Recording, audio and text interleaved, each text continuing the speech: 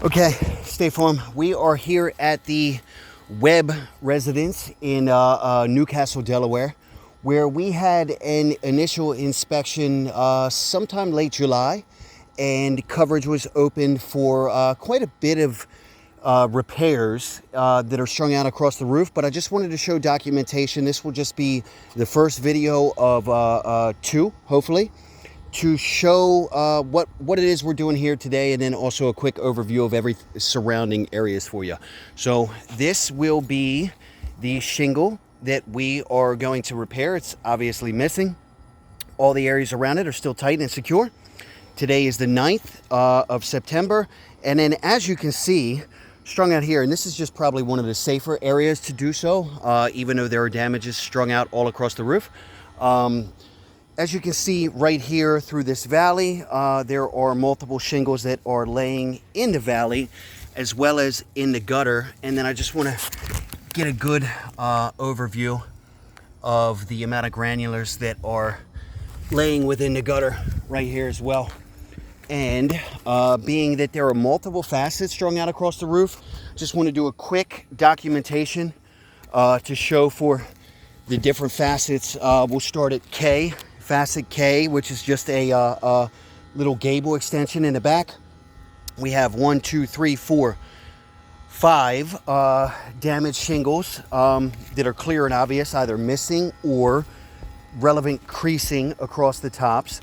Then we have J, also have 5, and I'm supposing there is a plus next to that because there's multiple more, but as you can see, 1, 2, 3, 4 that are just missing. 5 as a crease up there. Then this is facet D, which is the main back slope. We have 32, and the majority of these are mostly missing off of the roof.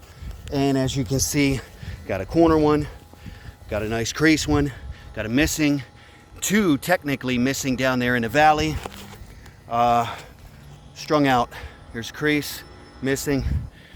3 right here grouped next to each other, the one that we're going to be repairing onto, and strung out all across the roof. As you can tell, they're everywhere, right? 2 right there. I think there's even 1 up underneath of my pitch hop there, but some of them are still attached, have the level of creasing, missing, creased,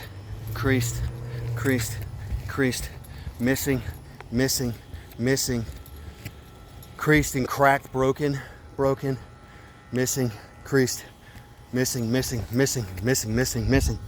This is the back slope on D, and here we get to G, which is the main part of the front elevation, where we have 10. At least I put a plus next to it. 1, 2, 3, 4, 5, 6, 7, 8, 9, 10, 11, 12, 13, 14, 15, 16, 17, 18. Here's a crease one. 19. I barely even counted them because it's just so much that are missing.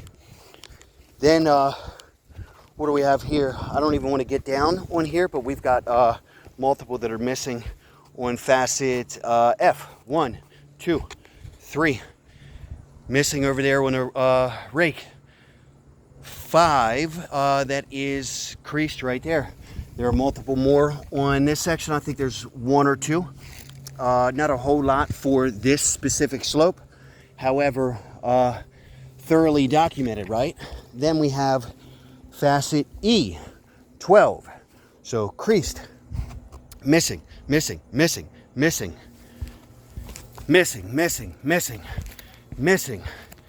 creased, and the 2 next to that missing one right there are starting to crease and come unsealed as well.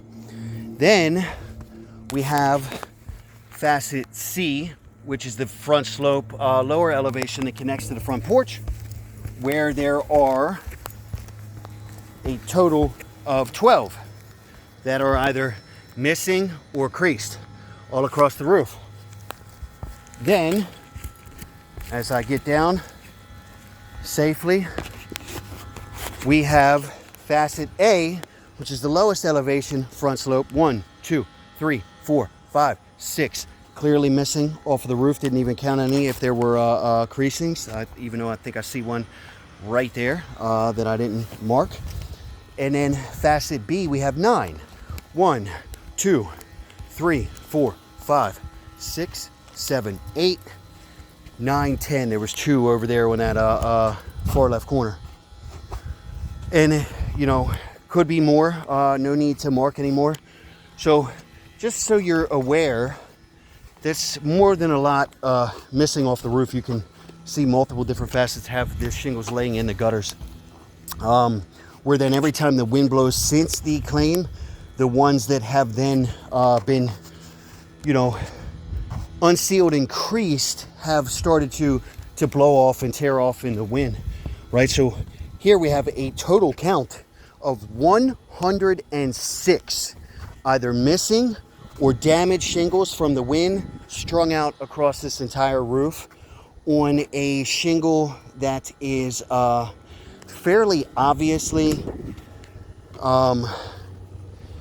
20 years old and somewhere along there, and fairly obviously not necessarily in the best stage of repair, where we can document all that for you here today and submit it. But this amount of damages that are strung out across the roof to be repaired by any standards properly, can you see what I'm looking at? Can you imagine the impact that this amount of demolition and construction would create across the roof? And then also kind of wondering, like, hey, is there a reason why the initial scope homeowner hasn't received any proper information, and neither have we? Is there a reason why the initial scope does not have this amount of damaged shingles to be repaired, or at least somewhat close to it? Like, what is the reason for excluding so much when this is clearly obvious and not the right way to do things? So just going to document all things in hopes to you know, take care of the homeowner the right way, where then whatever form of repairs or potential justified slope replacements at that could then be done the right way. That way there are no withstanding compromised areas that would then be subject to wind and Mother Nature storms next year, where then once again they'll receive a repair estimate quite directly up underneath of their deductible to fix. And kind of really makes no sense to withhold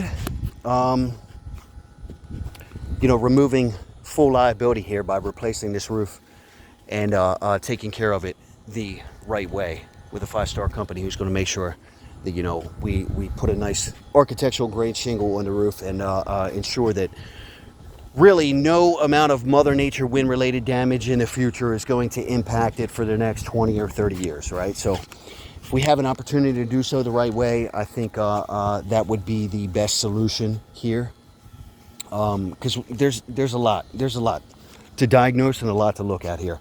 So with that, I'm going to cut this video. This is just the overview. Then I am going to get started on our attempt to repair video. Over here within this section, I'm gonna get the camera set up, get safely situated, and then also using proper tools and methods of the roof snake and my 1 1/4 inch nails, my trusty hammer, and the you know, same process that I've done hundreds of times for various insurance providers, including State Farm in the past. So thank you guys.